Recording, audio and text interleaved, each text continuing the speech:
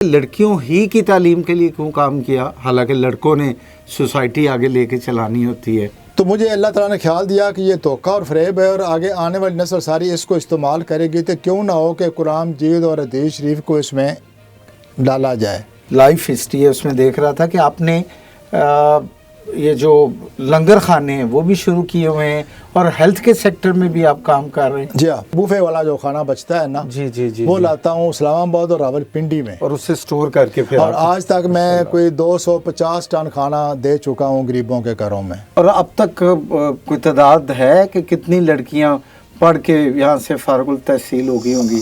آپ نے سب سے پہلے اپنے گاؤں میں لڑکیوں کے لیے اسکول بنایا، مفت اسکول، پرائیویٹ تعلیم دلائی۔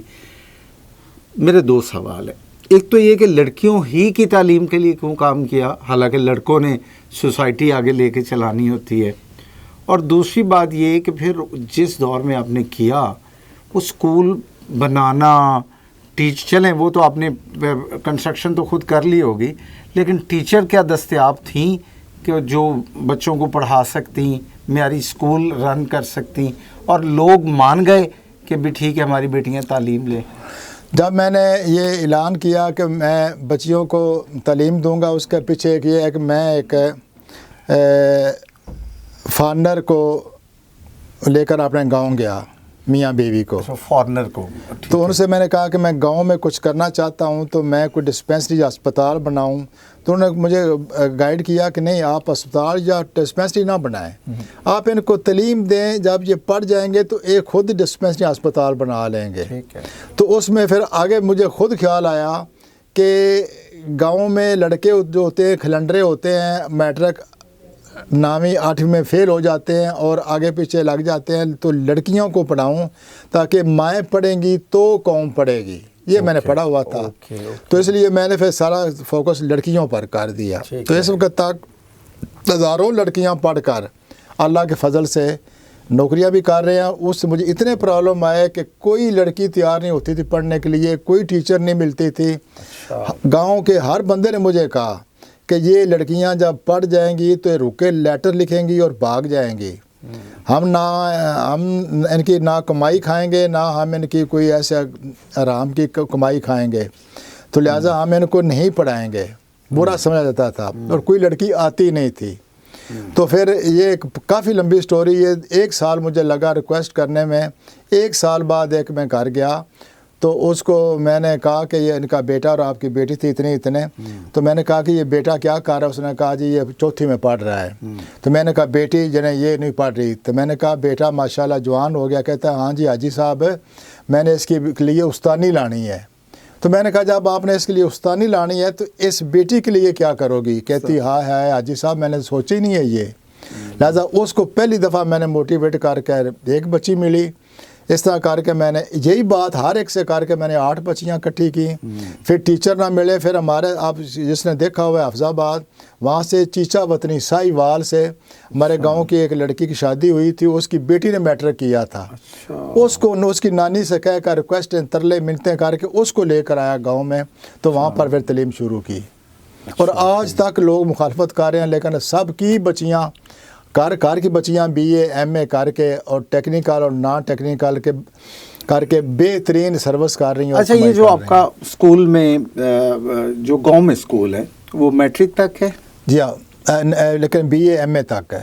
اچھا، MA تک ہو گیا؟ جی رجسٹرڈ MA میٹرک تک ہے، لیکن BA MA لڑکیاں کر رہی ہیں، اب میں ہی کروا رہا ہوں۔ اور یہ مفت ہے؟ مفت ہے بالکل۔ اور آپ کے اپنے گاؤں سے کہ ساتھ والے گاؤں سے چاروں طرف جو گاؤں ہیں وہاں سے بھی آ رہی ہیں۔ اور یہ کتنے سال ہو گئے ہیں اسکول کو؟ اس وقت ہو گئے ہیں، یہ 92 میں شروع کیا تھا، تو ہو گئے ہیں تقریباً 40 سال، 43 سال ہو گئے ماشاءاللہ۔ اور اب تک کوئی تعداد ہے کہ کتنی لڑکیاں پڑھ کے یہاں سے فارغ التحصیل ہو گئی ہوں گی؟ تقریباً کوئی 5000 لڑکی پڑھ گئی ہے۔ 5000 لڑکیوں کو آپ نے مفت تعلیم دی؟ جی۔ اچھا، اس کے علاوہ آپ نے ابھی لفظ بولا ووکیشنل، تو کیا کوئی ووکیشنل ٹریننگ کا بھی سینٹر بنایا ہے؟ ٹیکنیکل ایجوکیشن شہر حافظ آباد میں بھی دے رہا ہوں، گاؤں میں بھی دے رہا ہوں، مختلف گاؤں میں بھی۔ اس میں سلائی ہے، ایمبرائڈری ہے، بیوٹیشن ہے، کمپیوٹر ہے اور کچن ہے۔ اچھا یہ جو شارٹ کورسز ہیں سارے کروا رہا ہوں. اچھا یہ بھی آپ کروا رہے ہیں؟ سارے کروا رہا تو یہ آپ نے پھر کوئی اپنی ویلفیئر آرگنائزیشن رجسٹرڈ کرائی یا بس؟ ویلفیئر آرگنائزیشن رجسٹر کرائی ہوئی ہے اپنی ماں کے نام سے، راج انٹرنیشنل ایجوکیشنل ٹرسٹ. اچھا اس کے اندر ہیں یہ سارے. ٹھیک ہے، بالکل ٹھیک ہے. اور آپ کے گاؤں میں بھی ووکیشنل انسٹیٹیوٹ ہے اور حافظ آباد سٹی میں بھی ہے. اور یہ مفت ہے یا کوئی فی لیتے ہیں تھوڑی بہت؟ صرف اب جا کر 100 روپیہ شروع کیا ہے، ویسے فری ہے سارا. اور سارے اخراجات آپ اپنی جیب میں اپنی جیب سے اللہ کے فضل دیتا ہوں، کسی سے آج تک ڈونیشن نہیں لیا. ان رائٹنگ سارا میں اکاؤنٹ آڈٹ ہوتا ہے باقاعدہ، جو میری اپنی زکوٰۃ اور اللہ واسطے ہوتا ہے وہ استعمال کرتا ہوں. اچھا ماشاء اللہ.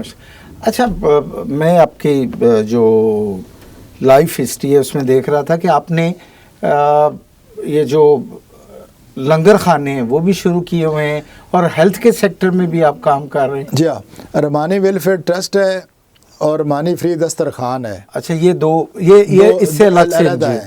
اچھا اس کے بھی روا آپ ہی بانی ہیں؟ تو رحمانی فری دسترخوان کے اندر اس ٹائم اسلام آباد راولپنڈی میں 8 دسترخوان چل رہے ہیں.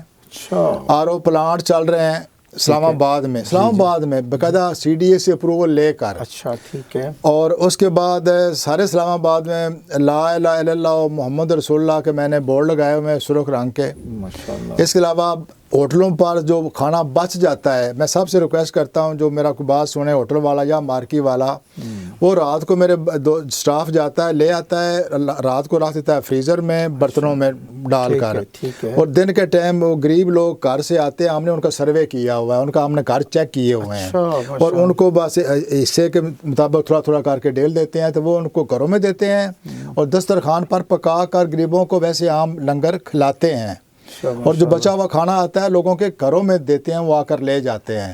یعنی شادی حالوں سے اور ہوٹل سے آپ کہتے ہیں کہ جو صحیح بچا ہوا ہے، صحیح بوفے والا جو کھانا بچتا ہے نا، جی وہ لاتا ہوں اسلام آباد اور راولپنڈی میں اور اسے سٹور کر کے پھر. اور آج تک میں کوئی 250 ٹن کھانا دے چکا ہوں غریبوں کے گھروں میں. اچھا سر صاحب، اب آتے ہیں آپ کی جو شخصیت کا سب سے اہم حوالہ ہے اور وہ ہے فروغ اسلام. اسلامی تعلیمات کے فروغ کے لیے آپ کے جو اقدامات ہیں وہ یہ پرنٹنگ کی صورت میں ہیں، وہ موبائل ایپس کی صورت میں ہیں، ویب سائٹس کی صورت میں ہیں، ڈیجیٹل کی دنیا پہ ہے. تو یہ خیال آپ کو کب آیا اور اس شعبے میں اب تک آپ کیا کر چکے ہیں؟ آج سے کوئی 18 سال پہلے جب میں نے موبائل لیا اور یہ ڈیجیٹل میں آیا تو مجھے اللہ تعالیٰ نے ایسے خیال ڈالا کہ یہ تو دجال ہے. میں اس کو پہلے دن سے دجال کہتا ہوں. اچھا جی. اور آپ سب کے لیے ایک تھوڑی سی چھوٹی بات کرتا جاؤں. دجال نکلا ہے دجل سے. اچھا. اور دجل کا مطلب ہوتا ہے دھوکہ. تو مجھے اللہ تعالیٰ نے خیال دیا کہ یہ دھوکہ اور فریب ہے اور آگے آنے والی نسل ساری اس کو استعمال کرے گی، تو کیوں نہ ہو کہ قرآن مجید اور حدیث شریف کو اس میں ڈالا جائے تاکہ جو بھی بچہ اس کو پکڑے، تو کوئی بندہ پکڑے تو وہ سب سے پہلے قرآن مجید اور حدیث شریف دھوکے کے بجائے اسے ہدایت ملے. تو بس مجھے وہاں سے خیال آیا تو میں نے سوچتا تھا کہ میں کیا کروں، کہ اس کو ڈیجیٹل کس طرح کروں. پھر جو آپ نے وہ ذکر کیا ہے، میں تو اس کا نام نہیں ذکر کرتا، لیکن اس نے مجھے، اب اس کو میں کوئی لفظ نہیں کہتا، مجھ سے 52,000 $52,000 میں نے اس کو دیے. جب ایپ بن گئی چلنی شروع ہو گئی تو اس نے اپنے نام سے کر لی. اب میں نے پھر نئے سرے سے سرچ قرآن راج، میری ماں کا نام ہے راج بی بی، تو سرچ قرآن راج کے حساب سے نام سے بنائی ہے ایپس اور لاکھوں اس کے اب بندے اس کو استعمال کر رہے ہیں. اور آپ کچھ عرصہ پہلے آپ کی یہ کتاب آئی کامیابی کیسے ملے گی، جی، اور میں نے اس کا مطالعہ کیا ہوا ہے ماشاءاللہ سے. اس میں آپ نے بہت چھوٹے چھوٹے ٹپس دی ہوئی ہیں نوجوانوں کو کہ وہ کیسے زندگی میں کامیاب ہو سکتے ہیں. تو اس کتاب کا خیال کیسے آیا، اس کو تصنیف کا؟ یہ جو میرے پاس کوئی 700 بچی متواتر ہر سال میں 600-700 بچی ہوتی ہے میرے پاس، جنہیں فری پڑھاتے ہیں، اور جس میں کوئی 50 ٹیچریں ہیں ماشاءاللہ. جب ان ٹیچروں کو میں اپنے جاتا ہوں اپنی وائف کے ساتھ اور ان کے ساتھ بیٹھتا ہوں تو ان کو موٹیویٹ کرتا ہوں، تو وہ چھوٹے چھوٹے ٹپس ان بچیوں کو دکھاتا ہوں کہ وہ گاؤں کی بچیوں کو بے حساب پرابلم ہے. ٹھیک ہے. تو ان کو جو پرابلم ان کے سالو کرتا ہوں تو وہ چھوٹی چھوٹی مجھے خیال آیا کہ میں لکھ ہی دوں، تو پھر یہ کتاب بن گئی. یعنی یہ ایسی کتاب ہے جو آج کسی بھی نوجوان میں کے لیے، خواہ किसी भी शोबे से हैं, तालिब इल्म हैं, जॉब सीकर हैं, जॉब कर रहे हैं, तो इसमें आपको रहनुमाई के लिए यकीनी तौर पे मवाद मिलेगा। और अब भी आपकी माशाल्लाह हाल ही में इसी महीने ये जो किताब आई है गुलदस्ता है तफासीर, इसके बारे में भी बता दें। और ये भी आपने फी सबीलिल्लाह लोगों को दे रहे हैं, ये भी फॉर सेल नहीं है। और सब मुख्तसर इसका भी बता दीजिए। इस तरह है कि मुझे अल्लाह ताला ने तौफीक दी कि मैं मुताला करता रहता हूँ। ठीक है, जब कुरान मजीद की मैंने तफसीर पढ़नी शुरू की, ठीक है, तो मैं अल्लाह ने तौफीक दी तो मैंने कोई ना 9 तफसीर इकट्ठी कर ली। ठीक है, माशाल्लाह। तो जब मैं एक सूरत को पढ़ता हूँ, मसलन मैं 30वें पारे में सूरत नास पढ़ी है ना, तो वो इस 9 तफसीरों में पढ़ी। ठीक है, और उन सब का जो वो खास वो नुक्ते नज़र आए ना, अच्छा निचोड़, जी, वो मैंने नोट करता गया। ठीक है, तो इस तरह मैंने उन 9 तफसीर में से निचोड़ निकाल कर 30वां पारा, आयतल कुर्सी, अल अहमद शरीफ और बिस्मिल्लाह, माशाल्लाह, इनके खास है ना, आम जैसे तफसील लिखी हुई है ना आम सारी, वो नहीं है। मैं समझ उसमें गया। खास जो नुक्ते हैं वो इसमें करके तो एक गुलदस्ता बनाया है। बहुत मुबारक हो आपको, बड़ा अजीम काम है। और सैफ साहब आपसे आखिरी सवाल और बिल्कुल मुख्तसर जवाब आपसे मैं चाहूँगा, क्योंकि वक्त हमारा ख़त्म हो रहा है। आपकी ये कामयाबी और इतने सारे काम जो आपने कर लिए और कर रहे हैं, ये कैसे मुमकिन है?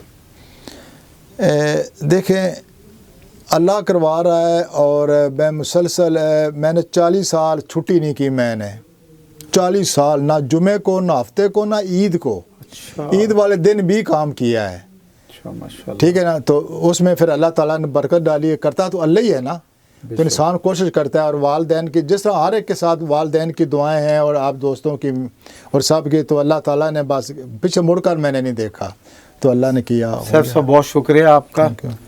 सैफुल्लाह ज़िया साहब की कहानी का जो बुनियादी सबक है वो यही है कि इंसान जो चाहे वो हासिल कर सकता है, लेकिन उसे जहद मुसलसल करना होगी और अपनी अप्रोच को, अपनी नीयत को दुरुस्त रखना होगा।